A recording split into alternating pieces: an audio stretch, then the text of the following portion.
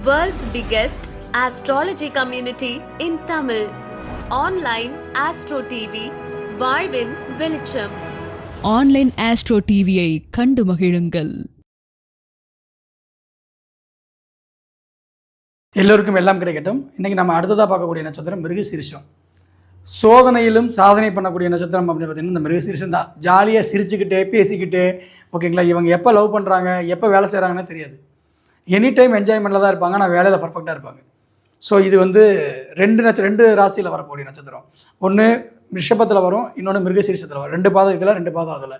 So ரிஷபத்தில் இருக்கிறவங்க எப்படி சார் இருப்பாங்கன்னா, பொருளாதார கண்ணோட்டம் அவங்ககிட்ட இருக்கும். ஓகேங்களா, ஜாலியாகவும் இருக்கணும், சந்தோஷமாக இருக்கணும், நிறைய சாப்பிட்ணும், நிறைய ஷாப்பிங் பண்ணணும் அப்படின்ற ஒரு எண்ணம் இருக்கும். அதே மாதிரி சம்பாதிக்கிறதுலையும் ரொம்ப தெளிவாக இருப்பாங்க. மிதுனம் என்ன சார் பண்ணணும் அப்படின்னா, எல்லாம் ஹாப்பி, ஓகேங்களா, ஜாலியாக இருக்கணும், அவ்வளோதான். இந்த ஒரே கான்செப்ட் தான் உங்களுக்கு முக்கியம். சிரிச்சுக்கிட்டே இருக்கணும் அப்படின்ற ஒரு முக்கியம். ஸோ எதை பற்றியும் கேர் பண்ணக்கூடாது. நான் எதுக்கு கேர் பண்ணணுன்ற ஒரு விஷயம். ஆனால் உள்ளுக்குள்ளே நிறைய வலிகள் சோதனைகள் எல்லாம் இருக்கும், ஆனால் வெளியில் காட்டவே மாட்டாங்க. இதான் வந்து மிதுன மிருகசீரிஷம். இந்த மாதிரி அற்புதமான விஷயம், புத்திசாலியோடு வேகமும் இணைந்த நட்சத்திரம்னா அந்த மிருகசீரிஷம் தான். மானுடைய ஓட்டம் தெரியும் உங்களுக்கு. மான் பார்க்க அழகாக இருக்கும், ஆனால் அதே வந்து ஒரு சிங்கமோ புலியோ வேட்டையாட வரும்போது அதோடைய வேகம் மிகப்பெரிய வேகமாக இருக்கும். ஓகேங்களா, அந்த மாதிரி வந்து தற்காப்புக்கு அப்படின்ற விஷயங்கள் வந்து மிருகசீரிஷத்துக்கு எப்பயுமே உண்டு. 2வது பெண் சாரை, ஓகேங்களா, ஊர்ந்து சடப்படப்படன்னு போயிடும். ஓகேங்களா, அதனால் அந்த மாதிரி ஒரு தற்காப்புக்கு நிறைய விஷயங்கள் அது பண்ணி கொடுக்கும். அது பொதுவாக மான் தலை வடிவத்தில் அதோடைய அமைப்பு இருக்கும். மான் அப்படிங்கிறது வந்து கேட்டை நட்சத்திரத்தில் வந்துடும். ஸோ மானுடைய தலை அப்படின்றது தான் வந்து பார்த்தீங்க அப்படின்னா அதோடைய தலையுடைய வடிவமைப்பு இருக்குது. அதுதான் மிருகசீரிஷத்துடைய வடிவம்னு சொல்லுவாங்க. அப்போ கூர்மையான கொம்புகள் உடையது அப்படின்னு அர்த்தம். ஓகேங்களா, லேசாக இருக்கும், வச்சு செஞ்சு விட்டுரும் உங்களை. ஸோ அந்த மாதிரி வந்து மிருகசீரிஷம் வந்து இருக்கும். ஸோ அந்த மிருகசீரிஷம் வந்து பார்த்தீங்க அப்படின்னா, மிருகசீரிஷம் எங்கே இருந்தாலும் சரிங்க, அங்கெல்லாம் வந்து பார்த்திங்கன்னா நீர் சார்ந்த ஒரு இடங்களில் அவங்க இருப்பாங்க. அதே மாதிரி நீருக்கு பயப்படுவாங்க.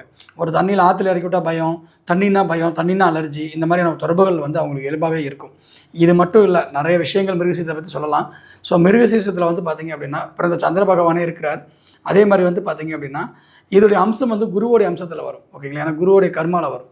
ஸோ மிருகசீரிஷத்தில் பிறந்தாவே வந்து பார்த்திங்கன்னா அவங்க வீட்டில் வந்து ஒரு தெய்வீக வீட்டில் தான் வந்து அந்த மிருகசீரிஷ நட்சத்திரமே பிறகும். ஓகே, குருவோடைய ஆசீர்வாதம் புரிஞ்சவங்க, குருவோடைய கருவை வாங்கினவங்க, ஓகேங்களா, ஒரு கடமையை, ஒரு ஆசிரியர் வேலை செய்கிறவங்க, ஒரு வங்கி பணியில் இருக்கிறவங்க, ஓகே, இந்த மாதிரியான நபர்களுக்கு தான் அந்த மிருகசீரிஷ நட்சத்திரத்திலேயே பிறப்பாங்க. இந்த மாதிரி நிறைய விஷயங்கள் குரு சார்ந்த பணிகளை சொல்லப்படுகிற அவங்களுக்கு தான் மிருகசீரிஷ நட்சத்திரத்தில் குழந்தைகளே பிறக்கும். ஸோ இந்த மாதிரி தொடர்புகள் வந்து நம்ம வந்து நிறைய ஆய்வுகளை வந்து கொடுக்க இருக்கிறோம். இது வந்து ஜாதக ரீதியாக ஒப்பிட்டு கொடுக்க இருக்கிறோம்.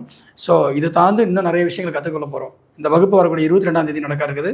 வாய்ப்பு இருக்கிறவங்க ஜாயின் பண்ணிக்கிங்க. வாழ்த்துக்கள். எல்லோருக்கும் எல்லாம் கிடைக்கட்டும். வகுப்பில் சந்திக்கிறேன். நன்றி.